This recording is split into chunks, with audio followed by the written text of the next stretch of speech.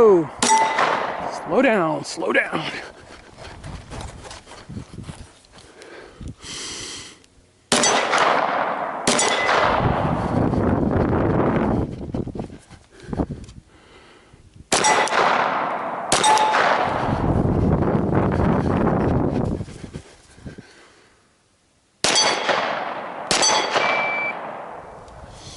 Shooting on the move.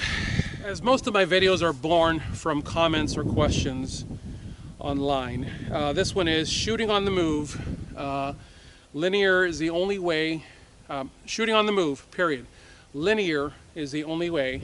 And then I wrote a note to myself, draw a video from keeper file. I've got a keeper file showing where there is a drill, and I always forget what it's called, 5 and 15 or something like that. Yeah, I think it's 5 and 15, or maybe it's 15 to the third. I apologize, Dave. One of them is side to side, and the other one is straight in and then back. And the 5, 10, 15 one is really the only one that you can do and still incorporate motion into it. Most especially on the box drill, which is why I began with this. On the box drill, I repeatedly see people think that they're going to hit, especially with the handgun version. They think they're going to hit on the move because they see this crap in the movies all the time, but what you don't see is those actors, there's all kinds of this crap going on with those guns. So it is important to understand you cannot hit accurately. You can hit, right? You can hit, but you can't hit accurately on the move. The only slight exception to that is if you're moving in a linear fashion.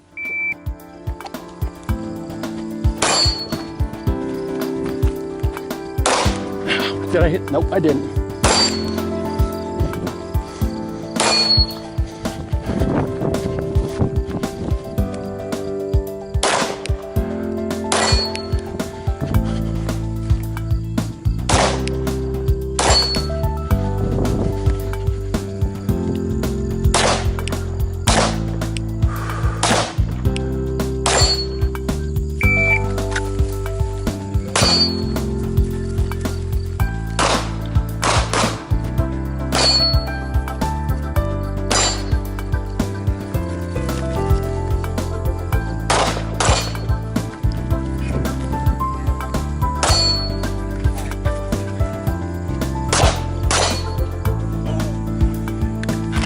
21.05.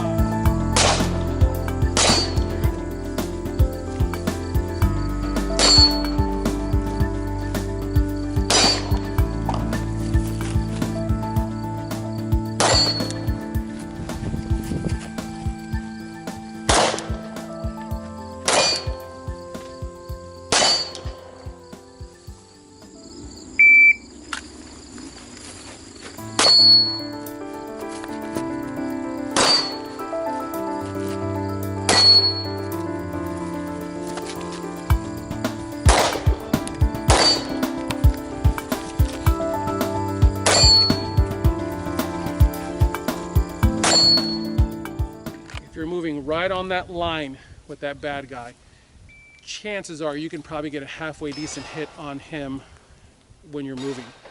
I still wouldn't. I still wouldn't. If I had no other choice, then yeah, obviously.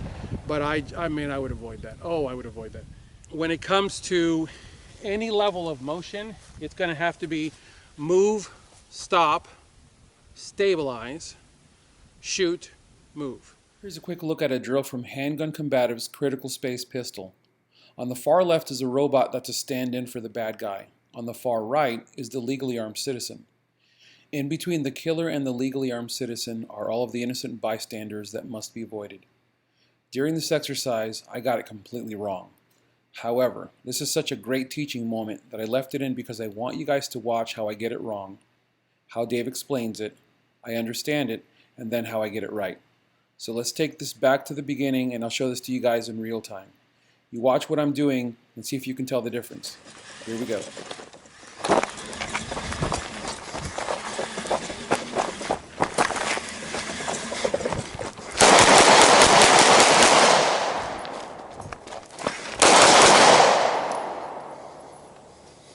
Yeah, it was one of those moments where you know you've messed up.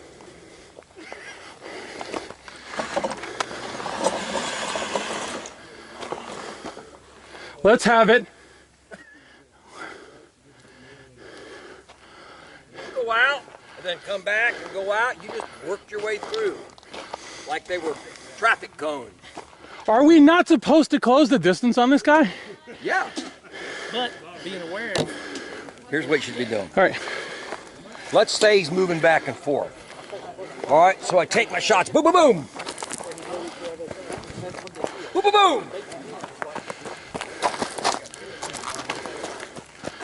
Boom, boom, boom. This is what you guys are doing.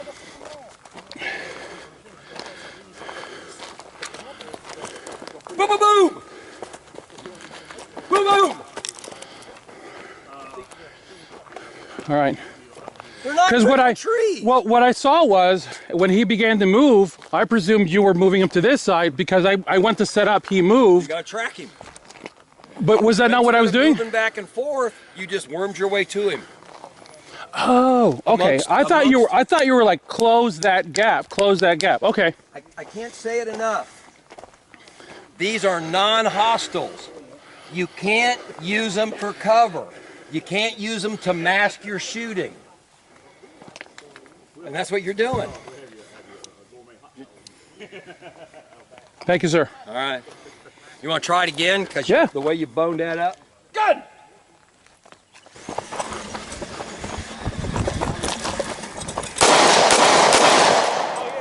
Stop. We got drunk. Okay, here we go.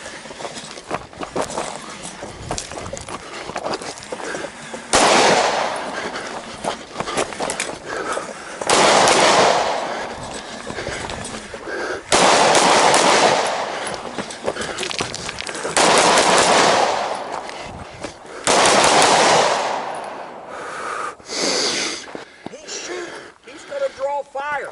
You can't do it amongst those people. How hard a concept is that? You know what you need is all these idiots holding iPhones, and then it would feel real. Whole world watching. Whole world watching. You got that right. You got a big spiral of hits all around. So there's a good chance you probably missed some. Yeah, absolutely. I know that there's one that went this way because I remember seeing it as it You went. got one up high here, so there's probably over the shoulder. Definitely. Tape those up for me. Will do. Thank you, sir. And notice the addition of those extra words. It's move, stop, plant, bring your body up to it. So it's you're moving, you stop, you stabilize, meaning you stop the rocking motion. You stabilize, you find your shot, you fire your shot, and then you take off again. But even with this, man, I'm not going to trust myself in a linear fashion. It is going to be movement, and then it's going to be stop, stabilize, shoot if I have to, and then take off again and continue to close the gap on that bad guy. If I can knock that bad guy down, because remember, bullets are really good at modifying behavior. If I can hit him a couple places that matter and get that person to stumble, I still have to close the gap on that person because I must constantly assume that if I hit him, nice, I gotta reload now. If I hit this guy, I have to continue to close the gap on him because just because he's fallen doesn't mean he's done. There's a Marine that I trained with many years ago named Paul Gardner, who is in a wheelchair for the rest of his life because he was erroneously trained and was not made to understand the correlation between upright blood pressure and blood pressure laying on your side. And he shot the bad guy, and the bad guy went over. And just as Paul was approaching, the bad guy got just enough blood pressure to get up, you know, to become conscious enough to lift his AK and fire, I think one or maybe a couple rounds. And one of the rounds went in past Paul's body armor and ended up blowing out. And now Paul's in a wheelchair for the rest of his life. And that ticks me off because Paul's a good dude.